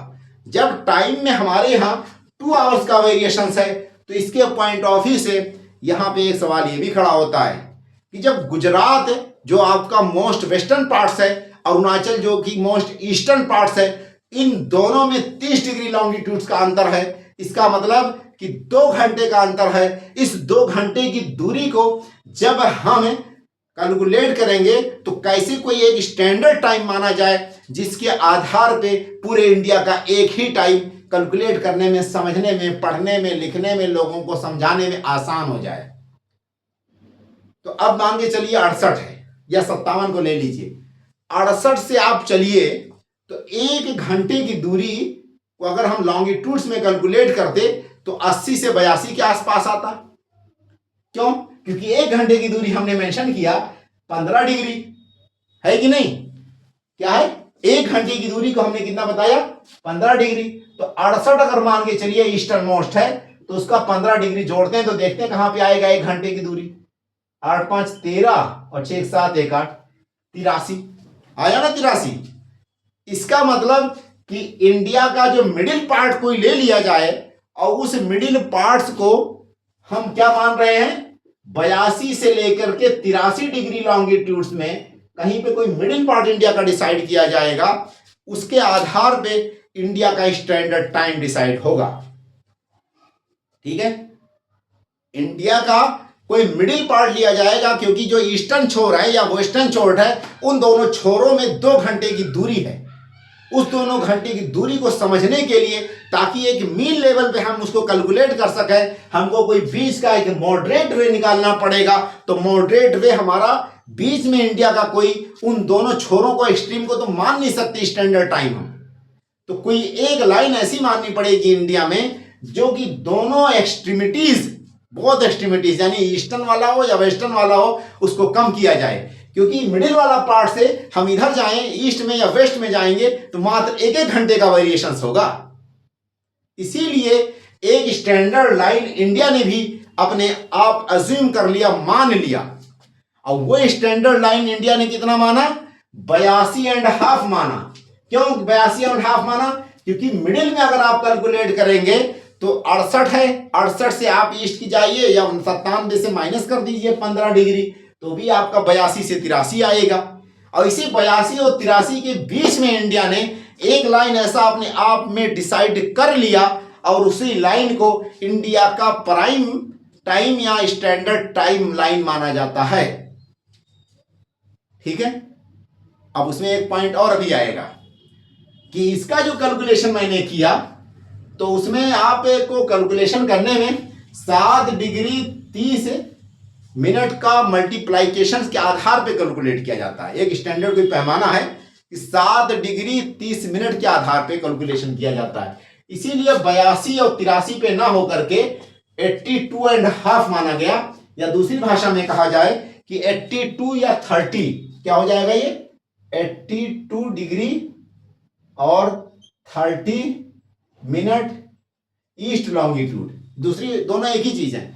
हाफ कहीं पे लिखा रहता है ऐसे और कहीं पे 30 इस तरह भी लिख सकते हैं, दोनों एक ही चीज है। ठीक है, और यह क्यों किया गया? क्योंकि ये मल्टीपल होना चाहिए 7 डिग्री 30 मिनट लॉन्गिट्यूड का, ये फार्मूला कुछ है। तो उसके आधार पे जब हमने कैलकुलेट किया तो मिडिल लाइन की दोनों किनारे को बीच में कैलकुलेट करने में आसानी हो, वरना 2-2 घंटे का वेरिएशन, कुछ ज्यादा ही वेरिएशन हो जाता तो एक ही घंटे का वेरिएशन होगा। क्योंकि मिडिल लाइन हमने जब चुनी तो एग्जैक्टली और इसके मल्टीप्लाइकेशन में होना चाहिए, 7 डिग्री 30 मिनट के मल्टीप्लाइकेशन में होना चाहिए वो लाइन, जो मिडिल लाइन हमने चुनी इंडिया की। बाकी जगहों की लाइन जितने भी लॉन्गिट्यूड इंडिया से गुजर रहे हैं उनको इसी के आधार पर टाइम को कैलकुलेट करना पड़ेगा। और ये लाइन कहां से गुजरती है? मिर्जापुर से गुजरती है, और इसी लाइन को स्टैंडर्ड मेरिडियन ऑफ इंडिया कहते हैं, या इंडिया का स्टैंडर्ड टाइम वाला लॉन्गिट्यूड भी कहते हैं। अब देखिए लॉन्गिट्यूड्स के बारे में मैंने कुछ पॉइंट मेंशन किया है। रॉयल ऑब्जर्वेटरी, क्या है ये? रॉयल एस्ट्रोनॉमिकल ऑब्जर्वेटरी कहां पे है? ये ग्रीनविच में है। इसको चुन लिया गया था, कंसीडर्ड एज 0 डिग्री लॉन्गिट्यूड। इसको 0 डिग्री लॉन्गिट्यूड माना गया था जहां पे ये लोकेटेड है, और इसी 0 डिग्री को हम प्राइम मेरिडियन भी कहते हैं। इंटरनेशनल डेट लाइन इसी के 0 के आधार पे इसके जस्ट एंटी में जो लाइन गुजरी थी उसको 180 डिग्री इंटरनेशनल डेट लाइन माना गया। 180 डिग्री जो है ये कई जगह पे कर्व्ड हो जाती है। कर्व्ड इसलिए हो जाती है कि इसके बीच रास्ते में कुछ जगहों पे कुछ आइलैंड्स पड़ जाते हैं, वो ऐसे फैले हुए हैं ओशन में, पैसिफिक ओशन में। तो कभी उनके ईस्ट साइड से, कभी उनके वेस्ट साइड से, जहां जिस तरह से आसानी हो, ये इंटरनेशनल लाइन को कर्व किया गया। और जब इसको कर्व किया गया इंटरनेशनल लाइन को, तो नतीजा क्या निकलता है कि ये बियरिंग में देखिए आपका कर्व हो जाती है, फिजी में कर्व होती है, टोंगा में, और भी इस तरह से कुछ जगहों पे आइलैंड्स को ध्यान में रखते हुए आइलैंड या तो ईस्टर्न गोलार्ध में आ जाएंगे या तो वेस्टर्न गोलार्ध में चले जाएंगे। ठीक है, उसी हिसाब से टाइम को, अपने एक दिन का टाइम को या तो एडिशन कर लेंगे। ईस्ट साइड में जितने लोग हैं वो एडिशन करते हैं, आपका वेस्ट में जब जाएंगे तो वो लोग डिलीट कर देते हैं, एक दिन का कम घटा देते हैं। ठीक है, देखिए Indian standard time 82 degree 30 minute east longitude को माना गया है, 82 डिग्री हाफ लॉन्गिट्यूड को माना गया है। ये आपका नैनी या मिर्जापुर उत्तर प्रदेश से गुजरती है। इसको क्यों माना गया है अभी मैंने आगे मेंशन किया। Also passes through Uttar Pradesh, MP, Chhattisgarh, Orissa, Andhra Pradesh. ये इंडिया का जो स्टैंडर्ड टाइम है टोटल 5 स्टेट से गुजरती है। कितने स्टेट से गुजरती है? 5 स्टेट से इंडिया का स्टैंडर्ड टाइम गुजरता है। वो 5 स्टेट में यूपी, एमपी, छत्तीसगढ़, उड़ीसा, आंध्र प्रदेश, इन 5 स्टेट से इंडिया का स्टैंडर्ड टाइम गुजरता है। ये जो आपका प्राइम मेरिडियन है इंडिया का, यह स्टैंडर्ड मेरिडियन माना गया। 82.5 ये 5 स्टेट से गुजरती है। स्टैंडर्ड मेरिडियन क्यों चुना गया, कारण क्या है? उसके लिए फार्मूला क्या है कि multiplication of 7 degree 30 minutes longitude होना चाहिए। उसके पॉइंट ऑफ व्यू से 82 डिग्री एंड हाफ या 82-30 जो है east longitude selected as a standard meridian, ये जो 82 और 30 स्टैंडर्ड मेरिडियन माना गया, ये prime meridian Greenwich mean line जिसको 0 डिग्री माना जाता है, उससे 5 घंटा 30 मिनट पहले पड़ता है टाइम के पॉइंट ऑफ व्यू से। कितना? 5 घंटा 30 मिनट। किसी दिन मैं क्लास लूंगा तो टाइम कैसे कैलकुलेट करते हैं उसको भी बताऊंगा, ठीक है। देखिए, Bhopal, Chennai, Delhi almost same time zone. Same time zone का मतलब एक तो इंडिया का स्टैंडर्ड मेरिडियन मान लिया गया, उसी के आधार पे पूरे कंट्री का टाइम कैलकुलेट होगा। दूसरा कैलकुलेशन का फार्मूला ये होगा कि सन एग्जैक्टली कहां पे स्ट्राइक कर रहा होता है, तो उस पार्टिकुलर जगह का जो टाइम होगा उसको लोकल टाइम कहा जाएगा।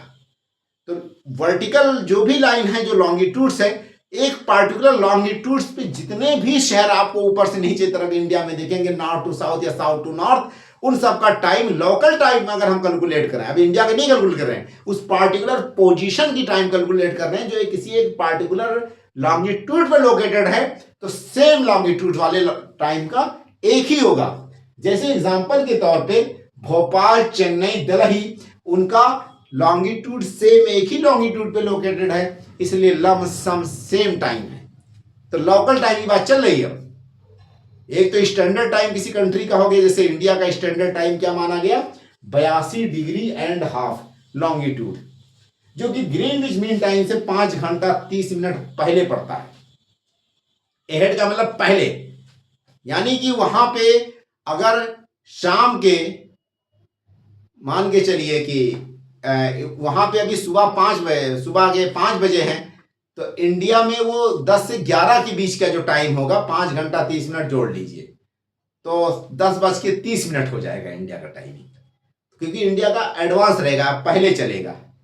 वहां अगर हमारे यहाँ का टाइमिंग मान के चलिए सुबह होने की 6 बजे है, तो वहां रात होगी अभी, इस तरह से ग्रीनविच मीन टाइम पे, क्योंकि इंडिया का पहले पड़ेगा। वो लॉन्गिट्यूड्स के आधार में मैंने बताया कैसे कैलकुलेट करते हैं। लॉन्गिट्यूड्स की अगर बात करें तो एक क्वेश्चन ये भी बन सकता है कि लॉन्गिट्यूड के हिसाब से मान के चलिए ईस्टर्न इंडिया में आप चले जाइए या नॉर्थ ईस्ट में चले जाइए और देखिए पार्टिकुलर लॉन्गिट्यूड्स पे कौन कौन से सिटीज लोकेटेड हैं। सेंट्रल इंडिया में देखिए पार्टिकुलर लॉन्गिट्यूड्स पे कौन कौन से सिटी लोकेटेड हैं। अगर हम दिल्ली की बात करें तो 77 से 78 लॉन्गिट्यूड्स पे दिल्ली जो है लमसम लोकेटेड है, और उसी पे ही लमसम भोपाल, चेन्नई भी लोकेटेड है। तो इसीलिए इसका जो लोकल टाइम होगा पार्टिकुलर लॉन्गिट्यूड्स का, उसको लोकल टाइम कहा जाएगा। वो एक लॉन्गिट्यूड पे जितने भी सिटीज या जितने भी एक पॉकेट्स लोकेटेड है, उनका एक ही टाइम होगा। बट स्टैंडर्ड टाइम हमको मानना कौन होगा, जो कंट्री डिसाइड की है। कंट्री ने क्या फार्मूला अप्लाई किया था, इसके आधार पे 82.5 को मान रखा, उसको स्टैंडर्ड टाइम। एक पॉइंट और मैंने मेंशन किया, कैंसर और Indian standard meridian passes through MP and Chhattisgarh. Madhya Pradesh और छत्तीसगढ़ से इंडिया का दोनों गुजरता है, ट्रॉपिक ऑफ कैंसर भी और ये इंडियन स्टैंडर्ड मेरिडियन भी गुजरता है। इंडियन स्टैंडर्ड जो मेरिडियन माना गया है 82.5 वाला ईस्ट लॉन्गिट्यूड्स, और ट्रॉपिक ऑफ कैंसर, ये दोनों कट एक दूसरे को कहां करते हैं, ये दोनों एक दूसरे को कट करते हैं छत्तीसगढ़ में कहीं बैकुंठपुर की, क्या नाम है जगह पड़ता है, कोरिया डिस्ट्रिक्ट के बैकुंठपुर में कहीं पे, ये दोनों एक दूसरे को कट करते हैं छत्तीसगढ़ में। ट्रॉपिक ऑफ कैंसर और आपका इंडियन मेरिडियन स्टैंडर्ड वाला जो टाइम है, ये 82 डिग्री एंड 30 ईस्ट लॉन्गिट्यूड्स, और लैटिट्यूड में कैंसर वाला लैटिट्यूड यानी कि 23.5 और 82.5 ईस्ट लॉन्गिट्यूड, ये दोनों को कहां पे कट करेंगे, छत्तीसगढ़ में कहीं पे बैकुंठपुर या कोरिया डिस्ट्रिक्ट कोई जगह पड़ता है, वहां पे कट करते हैं एक दूसरे को। अच्छा, एंशियंट इंडियन स्टैंडर्ड मेरिडियन, आज के टाइम पे तो हम ये मान रहे हैं एंशियंट इंडिया वाले प्राइम मेरिडियन इंडिया का किसको मानते थे, या स्टैंडर्ड मेरिडियन इंडिया का किसको मानते थे, उज्जैन को मानते थे। उज्जैन से जो लॉन्गिट्यूड गुजरता है उसको एंशियंट इंडिया में, उज्जैन कैपिटल किसका था, अवंती जो किंगडम थी उसका कैपिटल उज्जैनी या उज्जैन हुआ करता था, और उसको वो लोग एंशियंट इंडिया में इंडियन स्टैंडर्ड मेरिडियन को क्या कहते थे, मध्य रेखा कहते थे। और ये जो मध्य रेखा है, ये इंफॉर्मेशन हमको सूर्य सिद्धांता जैसी पुष्ट बुक्स लिखी गई थी, जो कि 4 या 5 सेंचुरी में लिखी गई थी। आर्यभट्ट या उससे पहले के राइटर्स ने लिखी है, कहीं कहीं आर्यभट्ट का नाम भी आता है सूर्य सिद्धांता, ठीक है। ब्रह्महीर ने जो बुक लिखी थी वो पंच सिद्धांता था, इसलिए कंफ्यूज मत होइएगा। तो सूर्य सिद्धांता में हमको ये एस्ट्रोनॉमी के बारे में इंफॉर्मेशन मिलती है, अर्थ के रोटेशंस के बारे में, और उज्जैनी से जो है आपका स्टैंडर्ड मेरिडियन जो गुजरता था उसको जीरो गोलार्ध या मध्य गोलार्ध मानते थे, और वहीं से इंडिया का स्टैंडर्ड टाइम कैलकुलेट हुआ करता था उस जमाने में, एंशिएंट इंडिया में।